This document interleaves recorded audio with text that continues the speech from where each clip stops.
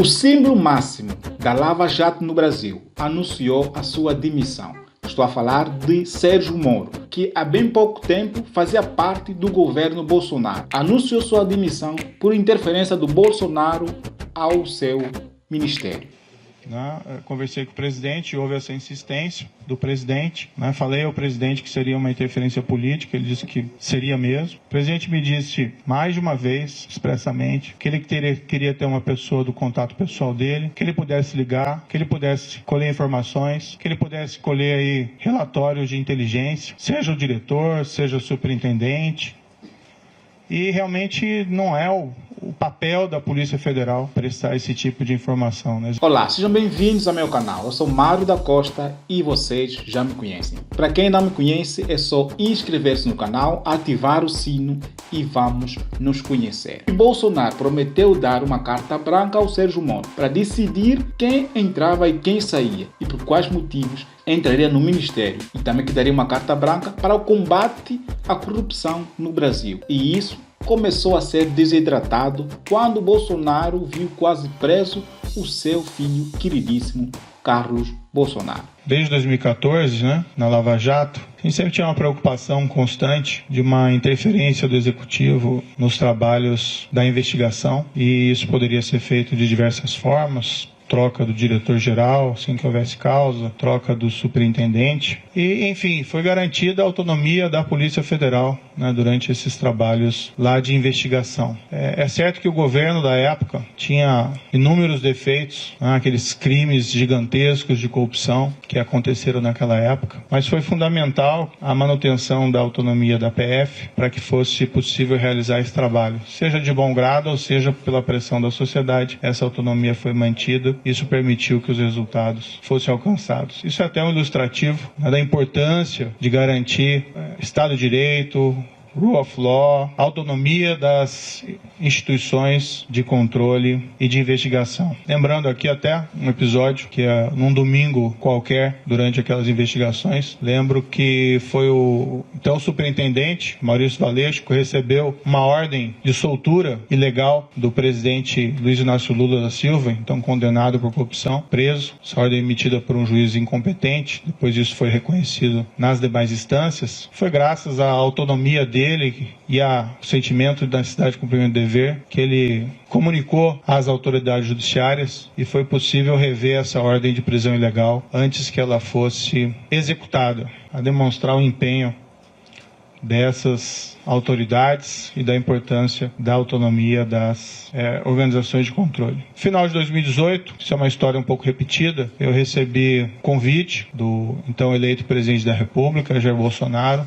e isso eu já falei publicamente diversas vezes, é fácil repetir essa história porque essa história é absolutamente verdadeira, e fui convidado a ser ministro da Justiça e da Segurança Pública. O que foi conversado com o presidente, lembro, foi no 1º de novembro, foi que nós teríamos um compromisso com o combate à corrupção, crime organizado e à criminalidade violenta. Inclusive foi me prometido na ocasião carta branca para nomear todos os assessores, inclusive desses órgãos, policiais, como a Polícia Rodoviária Federal e a própria Polícia Federal. Dizer que o presidente concordou com esse compromisso, nem foi uma condição, o combate à corrupção, criminalidade violenta, criminalidade organizada. Falou até publicamente que me daria a carta branca. E aceitei, mais uma vez, com aquele intento de realmente fazer com que as coisas evoluíssem. Em todo esse período, tive apoio do presidente Jair Bolsonaro em vários desses projetos, outros nem tanto, mas a partir do segundo semestre do ano passado, passou a haver uma insistência do presidente da troca do comando da Polícia Federal. Isso, inclusive, foi declarado publicamente pelo próprio presidente. Houve primeiro um desejo de trocar um superintendente da Polícia Federal do Rio de Janeiro.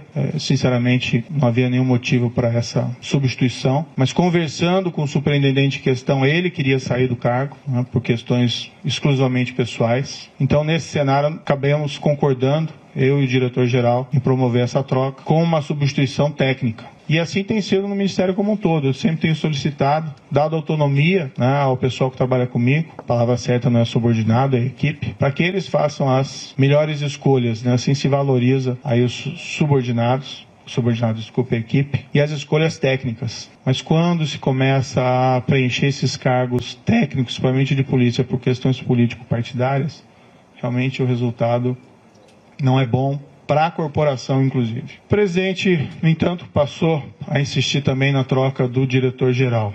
O que eu sempre disse ao presidente? Presidente, eu não tenho nenhum problema em trocar o diretor-geral da Polícia Federal, mas eu preciso de uma causa. E uma causa normalmente relacionada a uma insuficiência de desempenho, um erro grave. E, no entanto, que eu vi, durante todo esse período, e até pelo histórico do próprio diretor-geral, que é um trabalho bem feito. Não é uma questão do nome. Tem outros bons nomes para assumir o cargo de diretor da Polícia Federal. Há outros delegados igualmente competentes. O grande problema de realizar essa troca, primeiro, haveria uma violação de uma promessa que me foi feita inicialmente, que eu teria carta branca. Em segundo lugar, não haveria uma causa para essa substituição e estaria claro que estaria havendo ali uma interferência política na Polícia Federal, o que gera um abalo na credibilidade. Não aconteceu durante a Lava Jato, a despeito de todos os problemas de corrupção dos governos anteriores. Houve até um episódio em que foi nomeado um diretor no passado com o intuito de interferência política e não deu certo, ficou pouco mais de 3 meses. A própria instituição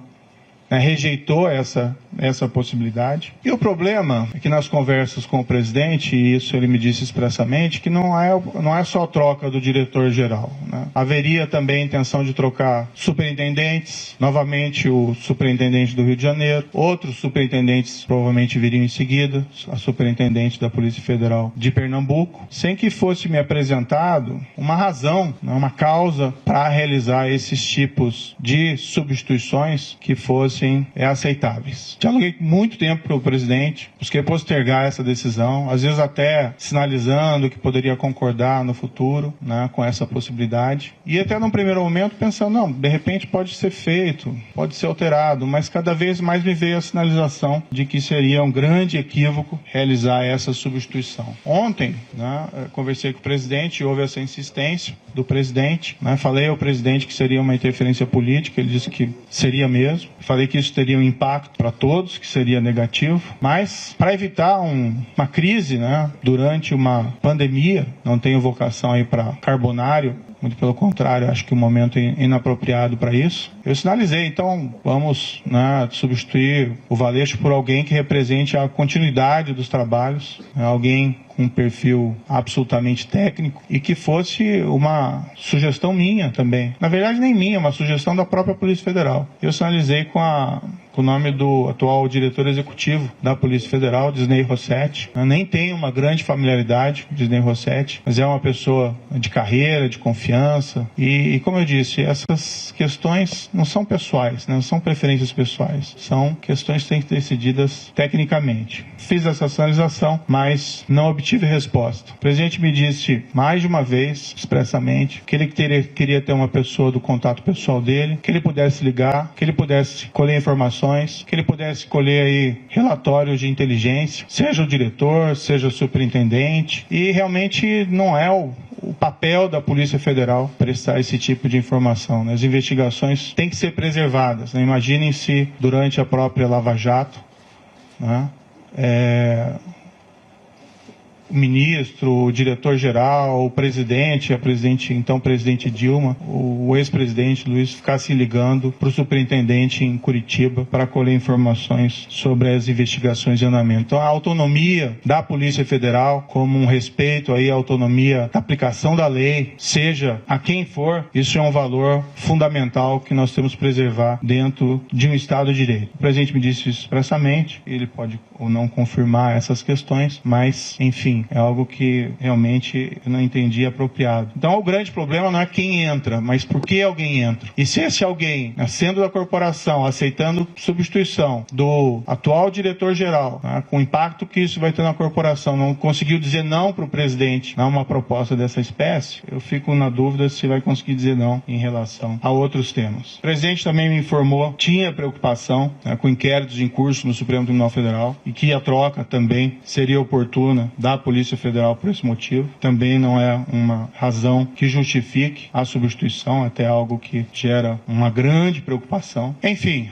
eu sinto que eu tenho o dever de tentar proteger a instituição, a Polícia Federal, e por todos esses motivos, eu ainda busquei uma solução alternativa para tentar evitar aí uma crise política durante uma pandemia. Acho que o foco deveria ser o combate à pandemia, mas entendi que eu não podia aí deixar de lado esse meu compromisso com o Estado de Direito. A exoneração que foi publicada, eu fiquei sabendo pelo Diário Oficial, pela madrugada. Eu não assinei esse decreto. Em nenhum momento isso foi trazido, em nenhum momento o diretor-geral da Polícia Federal apresentou um pedido formal de exoneração. Depois ele me comunicou que ontem à noite recebeu uma ligação dizendo que ia sair exoneração a pedido e se ele concordava, né? Ele disse, como é que eu vou concordar com alguma coisa? Eu vou fazer o quê, né? Se ele já está sujeito à exoneração a pedido ou à exoneração ex officio. Mas o fato é que não existe nenhum pedido que foi feito de maneira formal. Eu sinceramente fui surpreendido, achei que isso foi ofensivo, né? Vi que depois a SECOM afirmou que houve essa exoneração a pedido, mas isso de fato não é verdadeiro. Para mim, esse último ato também é uma sinalização de que o presidente me quer realmente fora do cargo, né? Não me quer presente aqui dentro do cargo, porque essa precipitação na realização da exoneração não vejo aí muita justificativa. De todo modo, meu entendimento foi que eu não tinha como aceitar essa substituição. Há uma questão envolvida também da minha biografia como juiz, de respeito à lei, ao Estado de Direito, à impessoalidade, né, no trato das coisas com o governo. E eu vivenciei isso durante a Lava Jato. Né? Seria ali um tiro da Lava Jato se houvesse substituição de delegados, superintendentes naquela ocasião. Então eu não me senti confortável. Tenho que preservar, né, a minha biografia, mas acima de tudo eu tenho que preservar o compromisso, que foi o compromisso que eu assumi inicialmente com o próprio presidente, que nós seríamos aí firmes no combate à corrupção, crime organizado e criminalidade violenta. E um pressuposto necessário para isso é que nós temos que garantir aí o respeito à lei, a própria autonomia da Polícia Federal contra interferências políticas. Certo, o presidente indica, ele tem essa competência, ele indica o diretor-geral, mas ele assumiu um compromisso comigo inicial de que seria uma escolha técnica, que eu faria essa escolha e o trabalho vem sendo realizado. Poderia ser alterado o diretor-geral desde que eu tivesse uma causa consistente. Não tendo uma causa consistente e percebendo